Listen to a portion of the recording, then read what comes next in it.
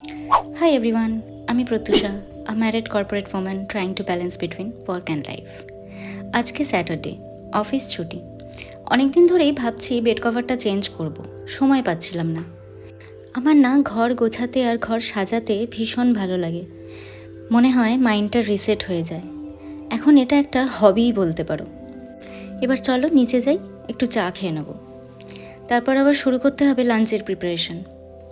তবে আজকে বেশি কিছু বানাবো না, যা গরম পড়েছে বেশিক্ষণ কিচেনে একদম থাকা যাচ্ছে না।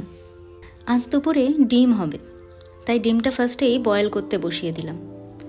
আর হবে পাতলা করে একদম মুসুর ডাল। তার জন্যই ডালটাকে ভালো করে আগে ধুয়ে প্রেশার কুকারে সেদ্ধ হতে বসিয়ে দেবো।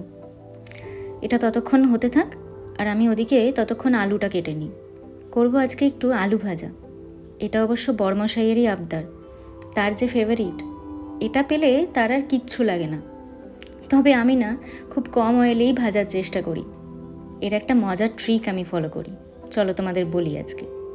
আমি না যে কোনো রকমের ভাজাই ফার্স্টে কড়াইয়ে খুব কম তেল দিয়ে ওই 20% মতো ভেজে নিই। তারপর ওটাকে এয়ার ফ্রায়ারে দিয়ে দিই। ওই খাওয়ার আগে মোটামুটি 200 ডিগ্রি সেন্টিগ্রেডে 4 থেকে 5 মিনিটের জন্য করে নিই। তাতে ক্রিস্পিও হয়ে যায়, আর ছাঁকা তেলে ভাজারও দরকার হয় না। তোমরা চেষ্টা করে দেখতে পারো। ওইদিকে দেখো, তোমাদের সাথে কথা বলতে বলতে আমার ডালটাও হয়ে গেছে। এবার তাহলে ডিমটা করে নিই। প্রথমেই ডিমগুলোকে ছাড়িয়ে নুন হলুদ মাখিয়ে ভেজে রাখলাম। তারপরে আলুগুলোকেও ভেজে রাখলাম। বাঙালিদের আবার আলু ছাড়া চলে না, কি তাই তো? তারপরে তেলের মধ্যে অল্প করে রসুন আর পেঁয়াজ কুচি দিয়ে দিলাম। হালকা করে ওটাকে ভেজে নেব। তারপর দিয়ে দেবো কিছু মশলা। মশলার মধ্যে ওই আদা জিরে বাটা, ধনে গুঁড়ো আর অল্প করে একটু কাশ্মীরি মির্চ, ওই একটু কালারের জন্য।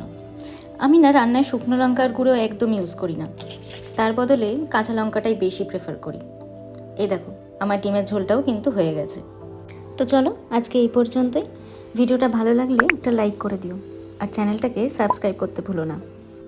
আজ তাহলে চলি, টাটা।